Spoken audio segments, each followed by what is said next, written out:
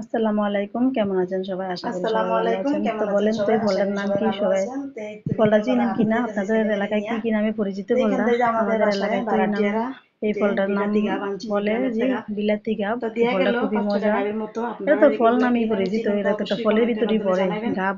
তো এই যে তো এটা বিলাতি এই যে গাবগুলো পাইকে পাইকে গেছে গা, গেছে অনেক গা। গ্রাম অনেক সুন্দর ফলটা গ্রান ছুটছে, ইয়াটা পরে এসে গাবটা। খাইবো। তো আমাদের বাসায় তো তো সন্ধ্যা ভাড়াটিয়ারা তো আনছে হয়ে যেতেছে গ্রামের গা, বাড়ির থেকে বিকাল গো।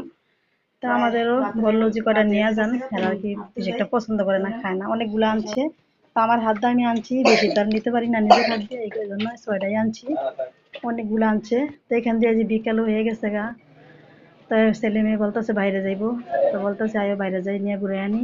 আপনাদের ছেলে মেয়েরা এরকম বাইরে নিয়ে ঘুরে আনবেন। ছেলে মেয়েরা সবসময় ঘরে রাখলে পোলাবেন চালাক হয় না, পোলাপেন চালাক বানাইতে হয়, এদিকে সেদিক নিতে হয়। তো এই জন্য বাইরে নিতেছি, আর কিছু কেনাকাটাও আছে।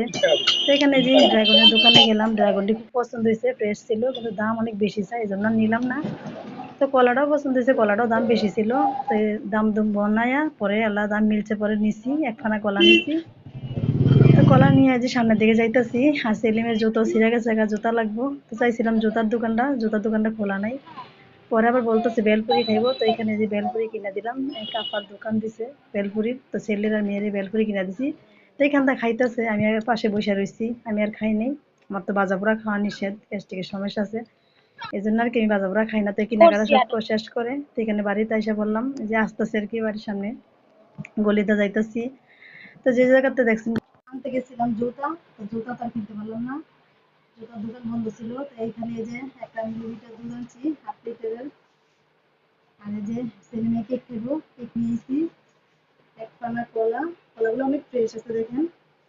আর এখানে 2 মুঠা কলমি শাক। আজকের ভিডিও ছিল এই পর্যন্তই। সবাই ভালো থাকেন, সুস্থ থাকেন।